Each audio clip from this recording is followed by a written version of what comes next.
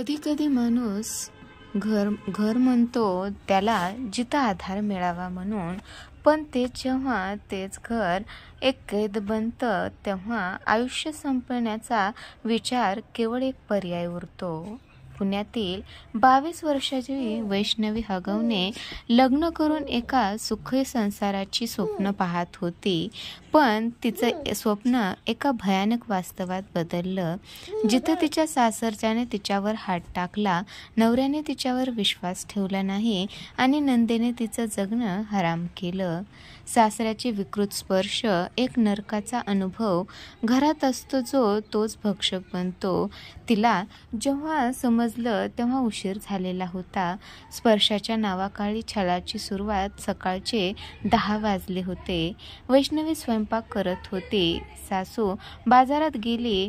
दोन्ही घरात फक्त सासरा आणि तीच होती. सासरा हगवणे तिच्या मागे येऊन उभा राहिला. हळूच तिच्या खांद्यावर हात ठेवला आणि म्हणाला, तू खूप सुंदर दिसतेस ग वैष्णवी, अगदी देवाच्या मूर्तीसारखी. ती दचकल्यावर तो फक्त सासरा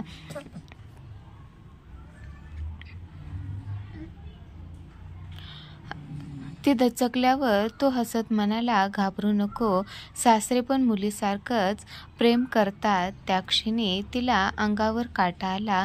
तो हात बाजूला करत म्हणाले, बाबा असं करू नका, मला बरं वाटत नाही. पण त्याचं हास्य थांबलं नाही. शरीरावर सरळ हात.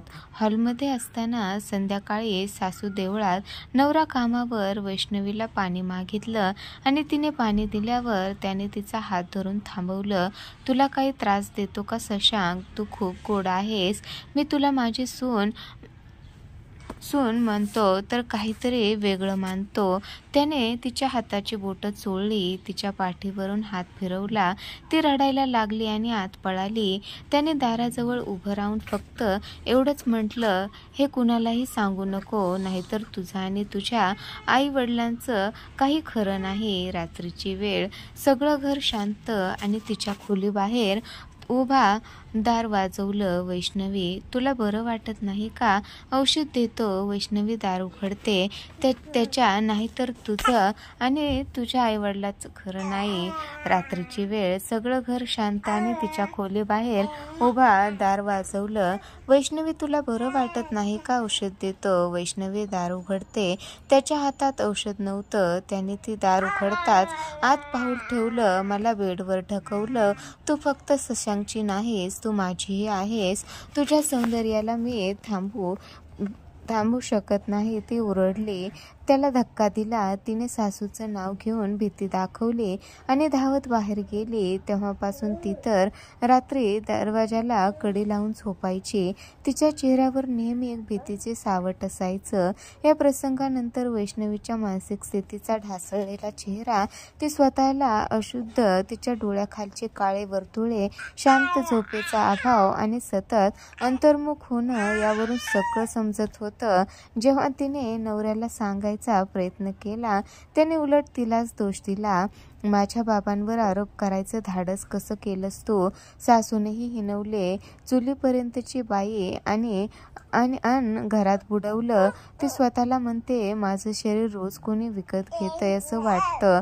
मी हरते, आतून संपते. एक महत्त्वाची घटना. वैष्णवीचा व्हॉइस रेकॉर्डिंगवरचा व्हॉइस करण्याचा प्रयत्न. एक दिवस तिने मोबाईलमध्ये लपून व्हॉइस रेकॉर्डिंग ठेवली. त्यात सासऱ्याचे काही संवाद सापडले. वैष्णवी, मी तुझ्यासाठी काहीही करेन. निलेशचं लक्ष नाही, शशांकचं लक्ष नाही तुझ्याकडे. मी आहे ना. पण हा पुरावा कोणी ऐकायला तयारच नव्हतं. उलट सासरच्या लोकांनी तिला मानसिक आजारी घोषित करण्याचा प्रयत्न केला.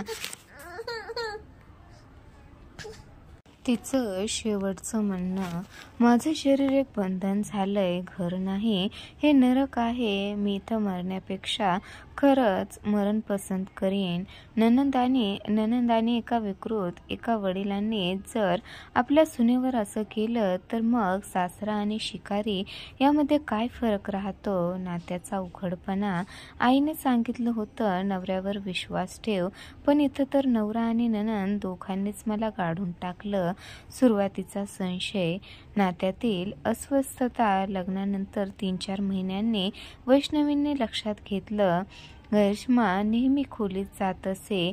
त्यांच्या बेडवर झोपत, गप्पा मारत आणि हसत हसत त्यांच्या अंगावर डोकं ठेवून बसत असे. एकदा रात्री खोलीचं दार बंद होतं, आवाज येत होते. वैष्णवीने दाराजवळ उभं राहून ऐकलं. करिश्मा म्हणाली, तू माझा आहेस, तुझ्यावर कुणाचाही हक्क नसावा. त्या रात्री वैष्णवी रडतच झोपली. नंबर 2, चॅट्स आणि फोटो. धक्कादायक पुरावे. एका दिवशी लेश बाथरूममध्ये असताना वैष्णवीने त्याचा मोबाईल घेतला.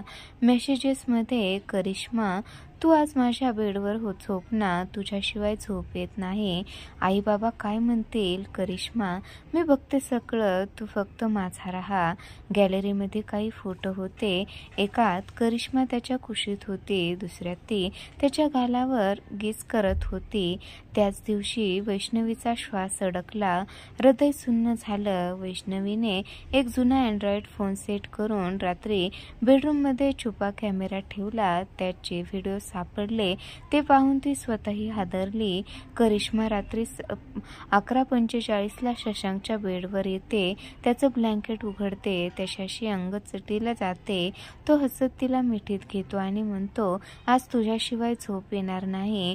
त्या व्हिडिओमुळे वैष्णवीचं शेवटचं आशेचं धागं तुटलं. वैष्णवीचा सामना. माझा नवरा माझा नाही, वैष्णवीने त्याला सांगितलं. हे काय आहे? तुला लाज नाही वाटत का? करिश्मा तुझी बहीण आहे. त्याने उलट उत्तर दिलं, आमचं नातं तुला समजणारच नाही. तू फक्त एक सून आहेस. त्याने मोबाईल फोडून टाकला आणि तिला धमकावलं, हे कुणालाही सांगितलंस तर तुला या घरातून बाहेरही टाकणार नाही, थेट संपवेन. 5. सासरच्या मंडळीचा पाठिंबा करिश्माला. सासू म्हणाली, आमची करिश्मा असा काही करू शकत नाही, तू खोटं बोलतेस. सासरा म्हणाला, तू फालतू आरोप करतेस, या घरात तूच नको आहेस. वैष्णवीला घरात एकटं पाडलं गेलं. तिचं कुणीतरी ऐकावं हे तिलाही माहीत नव्हतं. शेवटच्या दिवसातली मनस्थिती आणि तुटलेली मुलगी. डायरीतील तिचं लिहिलेलं, माझ्या नवऱ्याचं हसू मी दुसऱ्याच्या चेहऱ्यावर पाहिलं. माझ्या जागी माझी नणंद होती. मी फक्त एक शरीर ठरले, त्याचं नाही, बाबांचंही नाही. कोण माझं आहे इथं? तिने आईला फोन केला होता. आई, मला न्याय पाहिजे, पण आता दमले, जगायचं नाही. वैष्णवीच्या शेवटच्या आवाजातला आक्रोश. मी मरतीये, पण माझ्या मृत्यूनंतर हे नात्याचं विकृतीचं राक्षसी रूप तरी समोर येऊ दे. करिश्मा व बहिऱ्यातल्या नात्यातली विटंबना केलीस आणि तू पती नव्हतास कधीच. एक नणंद जर नवऱ्याच्या आयुष्यात असं शिरते तर सून म्हणून तिला कोणता हक्क उरतो? नवरा जर बहिणीसोबतच अशा पातळीवर गेला तर अशा घरात काय होईल? भाग. वैष्णवीच्या आयुष्यातील सर्वात काळा डाग होता. ती वाचू शकली नाही, पण तिचा आवाज तुमच्यापर्यंत पोहोचतोय. मित्रांनो, या व्हिडिओला शेवटपर्यंत पाहिल्याबद्दल धन्यवाद. तुम्हाला हा हृदय पिळवून टाकणारा व्हिडिओ आवडल्यास शेअर करून आपल्या चॅनलला नक्की सबस्क्राईब करा.